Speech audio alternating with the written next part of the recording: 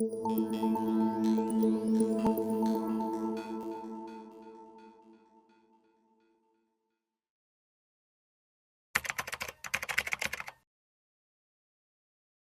السلام علیکم سر. میں ایک میرڈ ہوں اور میرے ٹین ایجر بچے ہیں 2 ماشاء اللہ. تو میں کافی عرصے سے آپ کو فالو کر رہی ہوں اور میرے بہت سی ایشوز جو ہیں وہ حل بھی ہو گئے ہیں جو میں نے بہت بچپن سے سوچے. مجھے بس یہ 2-3 باتیں 1-2 چلیں پوچھ لوں گی میں. ایک تو مجھے پوچھنا تھا کہ جیسے ہمیں کہا جاتا ہے کہ سورہ کہف ہم پڑھیں گے تو ہم دجال کے فتنے سے محفوظ رہیں گے. اب مجھے کیونکہ اس میں کہیں تو کہا گیا ہے کہ وہ 10 آیات شروع کی، کوئی کہتا ہے 10 آیات آخر کی وہ یاد کر لیں، کوئی کہتا ہے کہ نہیں آپ کو پورا لرن کرنا چاہیے. لیکن مجھے یہ لگتا ہے کہ ٹھیک ہے وہ تو ہے ہی بات کہ میں پڑھوں گی ہر فرائیڈے، یا میں بچوں کو بھی بولتی ہوں کہ پڑھیں اور وہ یاد بھی کریں. لیکن اس کے علاوہ کیا ہمیں اور اس کے لیے کوئی اور چیز نہیں ہے کیونکہ ہم تو ظاہر ہے عربی نہیں جانتے اگر، تو اس میں کیا ہمارے لیے کافی ہوگا کہ کیونکہ ہمیں تو نہیں پتہ کہ وہ دجال کا فتنہ ہمارے سامنے آئے گا نہیں آئے گا، کب آئے گا، ہمارے بچوں کے سامنے آئے گا یا نہیں آئے گا. تو اس کے لیے ہم کہ کیا صرف ہمارے لیے اتنا کافی ہے کہ ہم صرف وہ ریڈ کر کے یا لرن کر کے ہمارے اوپر وہ حل ہو جائے.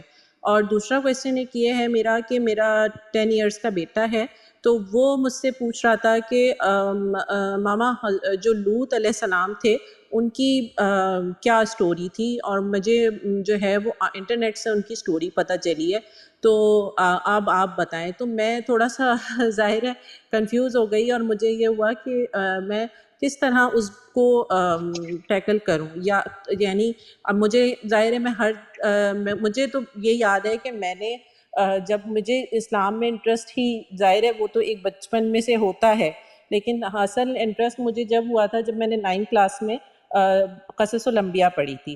وہ بہت ٹف تھی، بہت اردو بہت اس کی مشکل تھی، لیکن میں نے وہ بس ایک اس میں کہ مجھے ریڈنگ کا شوق تھا تو مجھے بس کچھ نہیں مل رہا تھا تو میں نے کہا چلو اب یہی پڑھنا شروع کرو.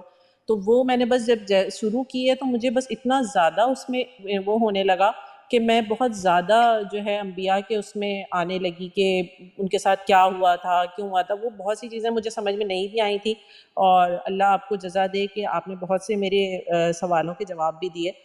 لیکن بس مجھے ان 2 باتوں کا آپ سے یعنی آنسر چاہیے اگر آپ کر سکیں تو. تھینک یو ویری مچ. آپ کے میاں کہاں ہیں؟ آپ کے بچے کا جو والد صاحب ہیں؟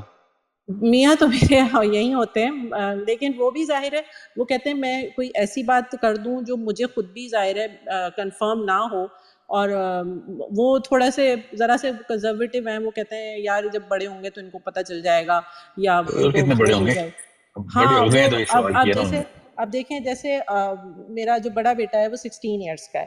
اب مجھے تو ظاہر ہے میں بہت زیادہ جو ہے نا اس معاملے میں رہتی ہوں کہ میں اس کا ظاہر ہے موبائل نہ دینا میرے لیے حل نہیں لگتا مجھے، کیونکہ اس کو جانا ہوتا ہے اور یہ اور وہ. تو میں اس کے اس نہیں پہ کہیں اور بہت جا رہی ہے. بات سنیں. جی جی میں آپ کو اس نے نہیں آپ میں کے اس میاں نے سے پوچھا کہ آپ اپنے ریلیٹڈ بیٹوں کا جی سوری میں صرف لوط کی ایک قوم کا جو واقعہ ہے نا وہ جی آپ جی کے بچوں کے والد صاحب کو چاہیے تفصیل سے، پوری تفصیل سے، بغیر کچھ جی چھوڑے بتائیں، اور بتائیں کہ کیا فلسفہ ٹوٹ رہا تھا. جی. ٹھیک ہے. اچھا میں صرف اس سے ریلیٹڈ آپ کو ایک بات بتانا چاہ رہی ہوں کہ میں جب جیسے میں اپنے بڑے بیٹے کا وہ چاہے وہ بات صحیح ہو یا غلط ہو میں چیک رکھتی ہوں کہ وہ کیا بات کر رہا ہوتا ہے. ایسے نہیں کہ میں روز ہی چیک کر رہی ہوں، لیکن میں تھوڑا سا رکھتی ہوں. تو مجھے لگتا ہے کہ اب آج کل کی جو جنریشن ہے نا ان کو تھوڑا سا مذاق میں بھی وہ اس طرح کی باتیں کر دیتے ہیں ایک دوسرے کو کہ تم تو یہ ہو، آپ سمجھ رہے ہوں گے نا، اور یہ ہے اور وہ ہے. تو میں جتنا سمجھا سکتی ہوں وہ تو میں سمجھا دیتی ہوں، لیکن مجھے یہ لگتا ہے کہ ہماری جنریشن میں تو پھر بھی شاید یہ سب چیزیں اتنی نارمل نہیں تھیں، لیکن اب جتنی زیادہ اس کو نارملائز کیا جا رہا ہے اور وہ بچے جو اب بڑھ رہے ہیں ان کو لگتا ہے کہ یہ بہت کوئی نارمل بات ہے نا، یعنی یہ LGBT یا اس طرح کی کوئی بھی چیز. تو اس میں وہ ان کو لگتا ہے کہ وہ اپنے 2 فرینڈس کو بھی بول دیں گے، ایون کہ وہ سیکشل ریلیشنز کے بارے میں بھی بہت نارمل بات کر لیتے ہیں. تو مجھے بس اس لیے تھوڑی سی وہ ہو رہی تھی وہ تو آپ صحیح کہہ رہے ہیں کہ میرے ہسبینڈ کو ہی چاہیے کہ وہ میں ان کو ہی بولنا چاہ رہی تھی میں، لیکن بس مجھے یہ پوچھنا تھا کہ میں کس طرح ان کو جو ہے وہ، اگر وہ میرے ہسبینڈ کو بھی یہ بات سمجھانی ہو تو وہ کس طرح سے بتائیں اس بارے میں؟ کس طرح سے مطلب دس از نہیں آئی اس مین کو اوپن بتائیں کیا، بتائیں میرا مطلب یہ ہے کہ ان کو کس طرح سمجھائیں کہ وہ ان چیزوں سے اپنے آپ کو، وہ لوگ تو یہ کہتے ہیں نہیں سر ماما ہم تو نہیں یقین کرتے اس بات پہ، یا یعنی ہم تو اسلام پہ ہی چل رہے ہیں، لیکن ہاں ظاہر ہے جب یہ دنیا میں ہو رہی ہے تو اب ہم کیا کر سکتے ہیں، تو وہ یہ والی سوچ آ جاتی ہے نا کہ ہم تو نہیں کر رہے لیکن وہ کوئی اور کر رہا ہے، تو اب ہم اس میں کیا کریں؟ نہیں، اور یہ چیز غلط کیوں ہے یہ اسلام سے جوڑے نا اس کو، فلسفہ تو اسلام کا بتائیں گے نا کہ اسلام میں غلط جی کیوں جی ہے، بس تو یہ باپ ہی بتائے گا کیونکہ اس میں سیکشول ایجوکیشن، پوری سیکس ایجوکیشن کی تعلیم ہے اس کے اندر، ایل جی بی ٹی جی کے پیچھے سورسنگ ہے، یہ سب پتہ چلے گا، اور لوط کی قوم کا واقعہ ڈائریکٹ انووک کرتا ہے اس جی جڑ کو جی کہ جی جس پہ یہ سارا کا سارا دور اس وقت چلا دیا ان لوگوں نے، جی اوباما کے جی، اور مجھے لگتا ہے کہ بس۔ وہ ظاہر ہے، جو میرے بیٹے نے یہ بات مجھ سے پوچھی ہے تو ہو سکتا ہے اس کے دماغ میں کوئی ایسی بات آئی ہو جو اس سے لنک ہو، اور اس نے مجھ سے، ورنہ وہ کسی بھی نبی کے بارے میں پوچھ سکتا تھا، پوچھتا ہے وہ، لیکن اس ریلیٹڈ جی جی، خاص طور پر اس نے مجھ ایسا سے ہی ہے، پوچھا۔ آپ کے جو میاں ہیں نا، آپ کے جو شوہر ہیں، ان کو جی آپ پریپ کریں کہ اب وقت آ گیا کہ بچوں کو ہر چیز باپ خود بتائے، بیٹیوں کو ماں خود بتائے، ٹھیک ہے، اور جی میں بتا جی رہا ہوں آپ کو، یہ آپ نہیں بتائیں گی تو کوئی اور بتا دے گا، اور وہ جی، کسی اور طریقے سے یہ بتائے گا۔ مجھے زیادہ ڈر اسی بات کا لگتا ہے، اور پھر میں یہ کہتی ہوں کہ بھائی اگر میرے ہسبینڈ بھی اس میں لیولنگ نہیں ہے تو پھر میں چاہے کچھ بھی ہو مجھے بتانا پڑے گا، تو میں بس اس لیے آپ سے نہیں، پوچھنا چاہ آپ رہی جتنی فورس بیٹوں کو لگانے کے اوپر لگائیں گی اور جتنے آپ کو ٹریننگ دینی پڑے گی اپنے آپ کو، اس سے بہت کم ٹریننگ اپنے شوہر کو بتانا پڑے گا کہ اپنے تھی۔ بچوں کی ہاں فکر یہ کر، تو ہے، جی جی ٹھیک ہے، جی، اور وہ آپ یا جو سورہ کہف والا میں نے کویشچن پوچھا تھا آپ سے۔ کیا؟ اچھا، سورہ کہف کا کوشچن تھا کہ اگر ہاں تو میں نے دجال یہ آپ کہا کے تھا کہ ٹائم پہ آ جاتا ہے، میں سمجھ گیا ہوں آپ کو کوشچن، جی تو جی جی اگر آپ کے ٹائم پہ آتا ہے نا دجال، ٹھیک ہے، تو جی یہ تو ضروری ہے کہ تینوں حدیثیں بتاؤں آپ کو کہ تینوں حدیثیں کیا ہیں، کہ پہلی حدیث یہ ہے کہ پہلی 10 آیات، اگلی جی حدیث یہ ہے کہ آخری 10 آیات، اور ایک حدیث یہ ہے کہ جیسے اللہ تعالیٰ نے سورہ کہف نازل کیا ویسے ہی اگر ایک بندے نے کو یاد ہے اور ویسے ہی پڑھتا ہے وہ، اور حدیثیں بھی بہت ہیں کہ لوگوں نے، صحابہ نے سورہ کہف کی تلاوت کی تو بادل زمین پہ آ گیا، دو الگ الگ جگہوں پہ اس طرح کے واقعات ہیں، جی تو ذوالقرنین کو بادلوں پہ چلنے کی طاقت اللہ نے دی تھی، یہ علی بن ابی طالب کی مستند حدیث ہے، اچھا تو یہ سارا کا سارا معاملہ جو ہے نا یہ کافی حد تک سیٹل کر دیتا ہے کہ دجال کے ٹائم پہ مسلمانوں نے اسکیپ پلانز کیسے بنانے، مگر ٹھیک ہے دجال آپ کے ٹائم پہ نہ آیا تو خیر ہے، جی، سورہ کہف کی ہاں وہ تلاوت تو اور وہ جاری ہے نا، وہ تو کوئی جی بات نہیں، وہ تو ظاہر سی بات ہے، وہ تو ٹھیک میں بس یہ مجھے ہوتا ہے کہ میں بس مجھے یہ کنفرم کرنا تھا کہ صرف اگر ریڈنگ ہمارے لیے کافی ہے اس کی۔ ہے۔ جی ہاں، ویسے تو میرا اپنا یہ فلسفہ ہے، میری اپنی رائے ہے کہ نہیں، کافی نہیں ہے، مگر میری رائے کی بنیاد یہ ہے کہ عرب جب صحابہ جب سورہ کہف پڑھتے تھے تو وہ خالی تلاوت نہیں کرتے تھے، ان کو تو پتا تھا مطلب جی کیا ہے نا، جی جی جی بالکل ٹھیک ہے، تو میں اس بات پہ استدلال کرتے ہوئے کرتا ہوں کہ جب ہم صحابہ کی کوئی مثال لیتے ہیں تو یہ اسیوم کیا کریں کہ ان کو ہر چیز قرآن پاک کی سمجھ آ رہی ہے جب پڑھ جی رہے ہیں، جی، تو اس لیے ہمیں بھی ایٹ لیسٹ وہ والا لیول تو اچیو کرنا چاہیے کہ عربی تو آتی ہو، لرن آئی مین اس کا ترجمہ تو ہمیں پتہ ہونا چاہیے تقریباً، کم سے کم۔ تقریباً نہیں، وہی ترجمہ جو کہ صحابہ جی نے جی کیا ہو، ٹھیک ہے، جی جی ہاں، ٹھیک، تھینک یو جی، thank you very much. Hello, assalamu alaikum. جی sir, last question, last two question ہوں گے، Sir, can you hear جی، me fine? Yes sir I can, Okay. Sir, میں زہیب بات کر رہا ہوں یو ایس اے سے. تو جی سر، یہاں پہ نا کامنلی دیکھا جاتا ہے کہ لوگ اپنی پروفیشنل لائف پہ اتنا فوکس کر رہے ہیں کہ جیسے اس سے زیادہ کوئی ضروری چیز ہی نہیں ہے دنیا میں. But I saw one of your videos in the past where you mentioned that there should be an imbalance between a professional and personal lives. So میں نے آپ سے یہ پوچھا ہے کہ if you can elaborate on that and let us know okay, what you really well, meant no, by that. I think you chose the right word but in the wrong way. There should be an imbalance. There should not be a balance.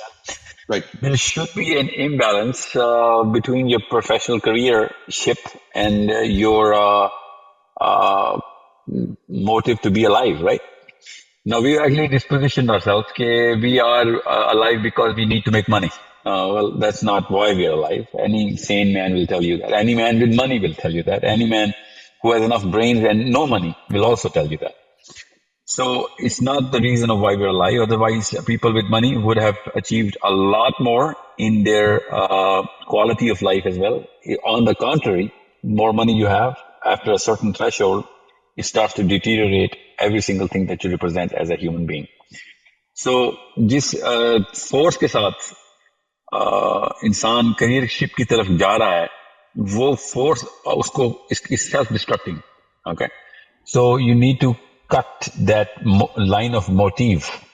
That why should I have a career? Now that's why I said create an imbalance. You should work for maybe 5 hours at max, or let's just say 20 hours, 30 hours at max, to whatever you can to achieve your financial goals. And goals should not be an abstract term. Goals are different for different people, but they're very specific. You should have enough money so that you cannot be worried about certain critical things in life, like food and shelter, and certain things which are sensible to have. For example, if you have a car, then you are putting 40 extra hours a week just to buy a Ferrari, then there's a problem here. Okay. Uh, or unless it's not a Ferrari, only 1% of people would less than that would have a Ferrari as an aspiration. But a bigger car, even though your car is not giving you any problems, and the kind of time you're going to spend on getting a way bigger house or way bigger car or more number of cars is going to be taken away from that time which you should be giving to your actual purpose of life, right? So the kind of force that people are putting to get a career, that should be toppled, and the picture should be skewed towards making better human beings, more progressive human beings, to get more research done regarding Akhirah and Jannah and Jahannam, and reverse engineer that constellation, that lifestyle that we are going to live there, reverse engineer it into this planet. And you'll find that even the Nepalese monks are going to be polishing your shoes, because you are going to have that quality of life and that give factor. So it's a problem that we are all facing. We are all submerged, baptized, I say, in the waters of delusion that way more money is going to make me a way better man. On the contrary, biggest felons, biggest animals in the shape of human beings turned into animals because they entered the money game and they won that game. And जितने भी लोगों को पास पैसा है और इतना आ गया है कि उनकी जरूरियात से बहुत ज्यादा हो गया, उन्होंने अपने बीवी बच्चों के ही ऊपर ही बेदरेग हमले शुरू कर दिए, और emotional abuse and लॉपसाइडेडनेस of the basic rights and duties तबाह करके रख दी, बच्चे की quality of life and thought process zero कर दिया, और माएँ भी बच्चों को सहूलियात की जस्तजू में जुट गई, और उन्हीं शोहरों की तारीफें, और बड़ा अच्छा बाप है, क्यों? क्योंकि हर चीज ला के देता है मेरे बच्चों को। ये क्वालिफिकेशन बन गई बापों की। और अपनी बीवियों के सामने बाइज्जत बनने की कोशिशों में और पैसे बनाए उन्होंने, और बड़ा अच्छा शौहर है बिकॉज मैं मुंह से कुछ निकालती हूँ वो पूरा हो जाता है। ये बेशर्मी जो है ना, ये इसकी बिना पड़ी थी कुछ सालों पहले ही।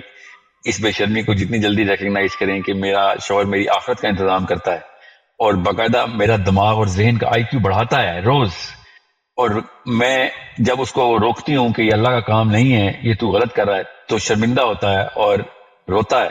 ये होता है असली शौहर। क्योंकि कमजोरी तो है इंसान में, गलती तो करेगा, तो गलती के किस मीटर के ऊपर गलती रिकॉर्ड की जाएगी कि ये गलती है, ये सही है, ये मीटर अगर मियाँ बीवी का दुरुस्त हो जाए, तो बच्चे भी फिर गाड़ियों और बीवियों और मकानों और दास्तानों से निकलेंगे, और वो फिर आखिर और लोगों की बेहतरी के लिए जुट जाएंगे। और इसके लिए ये बात अल्लाह ताला ने हमारे सामने आया कर दी है कि you don't need to be a Muslim to realize this common sense, Muslim is a way bigger scope of the entirety, in the entity of human being. Muslim does a lot more than what a regular human, just a good human being can do. And a proof of that is Christians. Christians have actually lived their life, and I'm not talking about all Christians, but people who have actually believed in the purpose, wanting to please their own creator or the three creators that they believe in. They actually, in the light of their philosophy, turned into givers. And now we know that there is a 100% club, there's a 90% club in Christians who give all of whatever they make to charity and to help other people. And they make good money. And they know that, they have committed to this philosophy.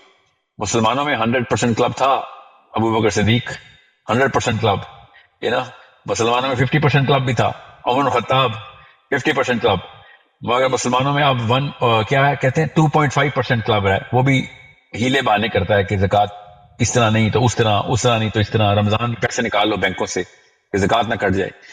और ये 2.5% तक की जो plummet है ना हमारी, वो सिर्फ इसलिए है बिकॉज हमारी जो बाकी की 97.5% की जो जस्तजू है वो सेविंग अकाउंट्स के ऊपर चली गई, and shinier cars and better looking clothes. So all of that is just an indicator कि हम किस लेवल पे जंग आलूद हो चुके हैं. And I am not giving a philosophy of that monk who's sitting in under some fig tree in Nepal. I'm giving you the philosophy of my own Prophet sallallahu alaihi wasallam, so that we can know कि दुनिया कोई भी राहिब वो life नहीं गुजार सकता जो मेरे नबी ने गुजारी, और दुनिया कोई बादशाह भी वो लाइफ नहीं गुजार सकता जो मेरे नबी ने गुजारी, दुनिया कोई जर्नैल भी नहीं गुजार सकता जो मेरे नबी ने गुजारी. तो जब ये तीनों लाइफ एक ही बंदा इकट्ठा सल्लल्लाहु अलैहि वसल्लम गुजार रहे थे, तो फिर where do we find an excuse that we are going to satisfy ourselves, even though our $1 billion is going to be spent on therapy fees to great psychiatrists who are going to put you back in the vicious circle of, a never-ending saga of how to get happiness, and whatever they call contentment, even though the therapy was already there in the Sunnah and Sirah. So that's why I want to imbalance this picture, lopside, topple this diagram altogether. And I urge people to make money for the sake of expense, not for savings. If they have a purpose, which is for Allah, they need a lot of money. But if they do not have a purpose, then God help everyone who has even a dime in his pocket, because he's going to buy a stone or a flame of hell, even if he has a dime with the wrong philosophy.